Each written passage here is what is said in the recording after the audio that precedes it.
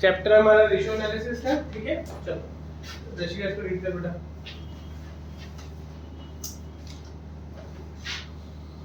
Compute gross profit ratio from the following information: revenue from operation, net sales is equals to 4 lakh, gross profit 25% on cost.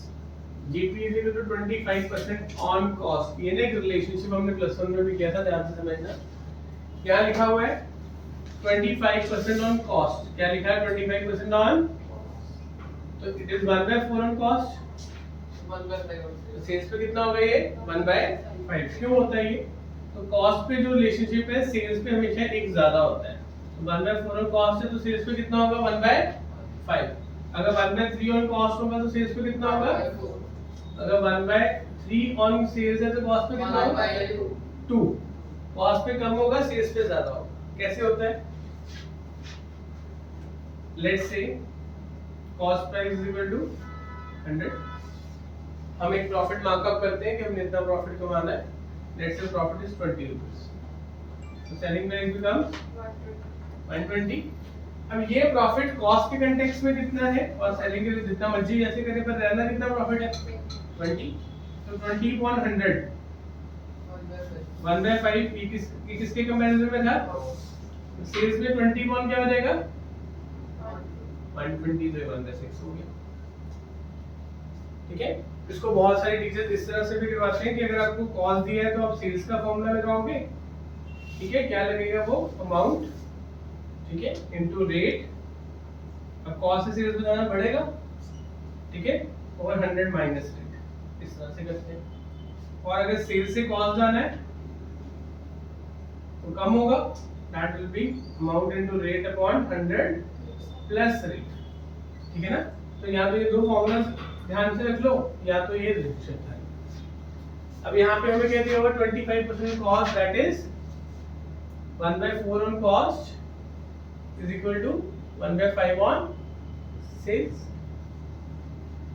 Cell के ऊपर निकालना है। हाँ, ये हमें cell के बना ना, कॉस्ट तो अगर कॉस्ट ऑफ आरएफ को दिया होता तो सीधा 1/4 कर देते। हमें दिया क्या हुआ है सेल्स दिया हुआ है ना, तो कॉस्ट सेल्स क्या होता है पता है, हाँ कॉस्ट ऑफ आरएफ को क्या होता है सीओजीएस। अच्छा, हमें क्वेश्चन में क्या दिया हुआ है सेल्स, लेकिन ये परसेंटेज किसके ऊपर दी हुई है कॉस्ट, तो इसलिए हमने इस रिलेशनशिप से परसेंटेज किसके ऊपर निकाल ली सेल्स के निकाल ली। तो here the GP is equal to 1/5 on RF, that is 1/5 into 4 lakh, कितना आ गया 80,000। ठीक है, तो यहाँ पे GP ratio is equal to gross profit divided by RFO 80,000 divided by 4 lakh into 100, कितना आ जाएगा 80 40 किस पे डिवाइड हो रहा है 5 पे, 1/5 आ गया, कम्स आउट टू बी 20%। कितना आ गया वो भी लगा बता, ठीक है, नोट कर लो ये क्वेश्चन। चलो क्वेश्चन नंबर 139 गोविंद करेंगे बेटा। From the following information, calculate gross profit ratio. अच्छा, ग्रॉस प्रॉफिट रेशियो निकालनी है हमने, बोलो क्या इन्फॉर्मेशन है। Revenue from operations दिया हुआ है, cash और credit. Cash 2 lakh और credit 8 lakh. कैश 2 लाख है, क्रेडिट कितना है 8 lakh. तो टोटल आरएफओ कितना हो गया 10 लाख आरएफओ हो गया। उसके बाद नेक्स्ट Purchases है, cash और credit. कॉस्ट ऑफ आरएफओ निकालेंगे, उसके अंदर परचेजेस कितनी दी हुई है 40,000 और 3 lakh 60,000. कैश और क्रेडिट दोनों दिए ना, तो दोनों को प्लस कर देंगे, तो परचेजेस कितनी आ गई 4 लाख। उसके बाद Carriage invoice वो डायरेक्ट एक्सपेंसेस के अंदर आएगा, कितना है कैरेज इनवर्स 8,000. 8,000। उसके बाद Salaries 42,000. सैलरीज आएगा क्योंकि वो डायरेक्ट नहीं होती, वो क्या होती है Salary। इंडायरेक्ट नहीं आएगा, पिछले में था वो वेजेस थी बेटा, वेजेस डायरेक्ट होती है, सैलरीज इनडायरेक्ट होती है। उसमें था ऑपरेटिंग प्रॉफिट में था ऑपरेटिंग में तो दोनों आएंगे सैलरीज और वेजेस।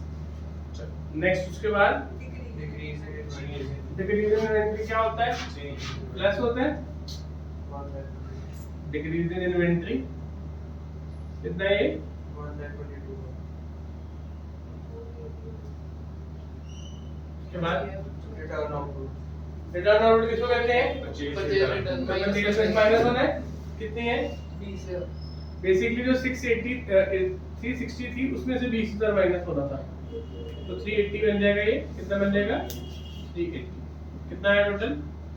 380 प्लस 130 भी करना 20 कौन सा? wages वेजेस भी यहाँ पे प्लस हो जाएगा फिर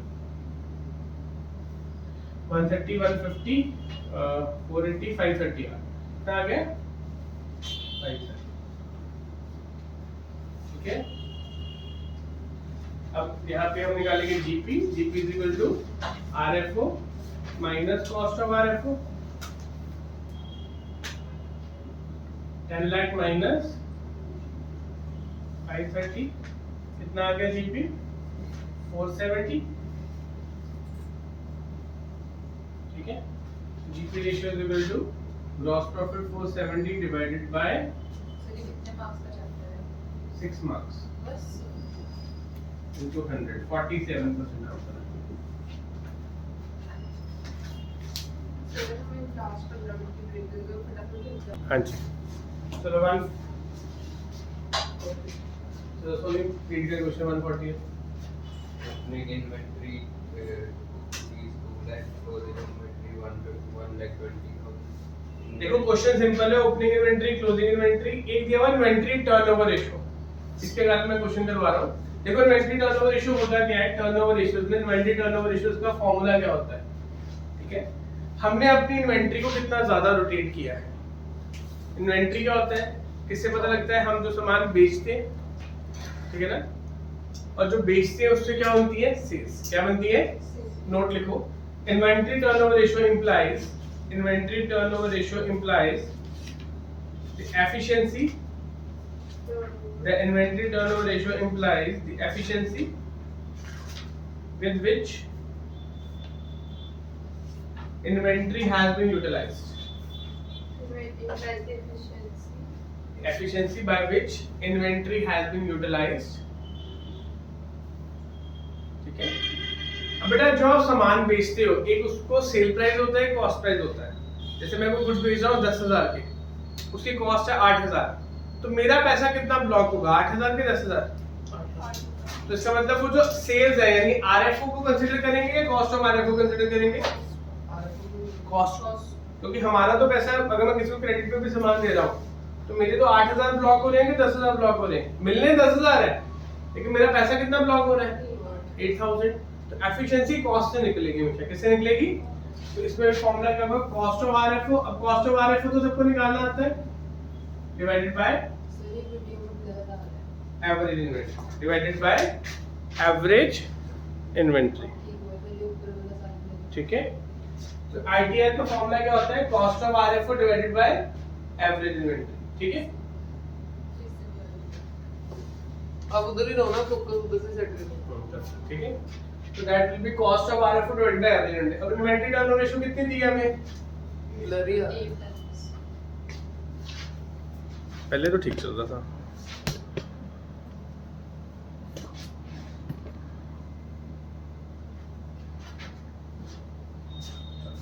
अभी ये 8 टाइम्स दी हुई है, ठीक है, और क्वेश्चन में हमें क्या दी है? Opening inventory and closing inventory. तो एवरेज इन्वेंटरी का फॉर्मूला होता है that is opening inventory plus closing inventory divided by 2। ठीक है, तो एवरेज निकल जाएगा। कितनी दी है opening closing? 2 lakh and 120, that will be 2 lakh plus 120 divide by 2। कितना आ जाएगा बेटा? 320 डिवाइड बाय 2 कितना आ गया? 1 लाख। हाँ, तो कॉस्ट ऑफ आरएफओ हमारी यहाँ से निकल आएगी। इसको इंटररिलेटेड क्वेश्चन कहते हैं, जिसके अंदर हमें कॉस्ट ऑफ आरएफओ या कोई एक वैल्यू दूसरी रेशियो में से ढूंढनी पड़ती है। 160 आ गया, 116 to 8 तो ये हमारी कॉस्ट ऑफ आरएफओ आ गई। 16 का कितना होता है? 12 लाख 128 कितना आ गया? 12 लाख 80,000। अब हमें क्वेश्चन में निकालने को क्या बोला गया है? जीपी निकाला कि जीपी रेशियो बोला हुआ है? GP ratio. तो हम देखो यहाँ से कॉस्ट ऑफ आरएफओ आ गई सेल्स निकल सकती है, कैसे निकलेगी बताओ? देखो बेटा क्लोजिंग स्टॉक भी दिया है, ओपनिंग स्टॉक भी दिया है, ठीक है ना? सेल्स कैसे निकलेगी? RFO minus. लाइन क्या लिखी था देखो, selling price is 25% above cost. क्या लिखा हुआ है? Selling price is 25% above cost. तो 1/4 ऑन कॉस्ट हो गया। 1/5 होते हैं। क्यों करना? हमारे पास यहाँ पे इस क्वेश्चन में कॉस्ट है कि सेल्स है? ये क्या निकला है? कॉस्ट निकला ना। So GP is equal to 1/4 into 12,80,000। Simple question को डिफिकल्ट मत बनाओ ना सर ये दोबारा बेटा। हमें दिया हुआ है selling price is 25% above cost, तो इसका मतलब कॉस्ट के ऊपर 25% हमारा प्रॉफिट है, ठीक है ना? तो जीपी कितना आ गया? 1/4 ऑफ 12। हमने कॉस्ट निकाला है। कॉस्ट निकाल ली हमने, कॉस्ट के ऊपर कॉस्ट के हेल्प से जीपी निकालना। सेल भी तो निकालनी पड़ेगी। RFO भी तो चाहिए। हम वो निकालते हैं, कितना है बताओ? जीपी कितना है? 320। 3,20,000। Now RFO is equal to cost of RFO plus GP। cost of RFO कितना है? 1280 plus 320। कितना आ गया RFO? 16 lakh। ठीक है? So the ratio will be 3,20,000, that is GP, divided by 16 lakh into 100 50% है आंसर। है 20% है, ठीक है? 20। गोविंद आया समझ? 141 बिल्कुल सेम है क्वेश्चन, ठीक है? वहां पे एवरेज इन्वेंट्री भी दी हुई है, यहाँ पे एवरेज इन्वेंट्री निकालनी थी, ठीक है? वहां पे एवरेज इन्वेंट्री भी दी हुई है, सेम क्वेश्चन है। नहीं,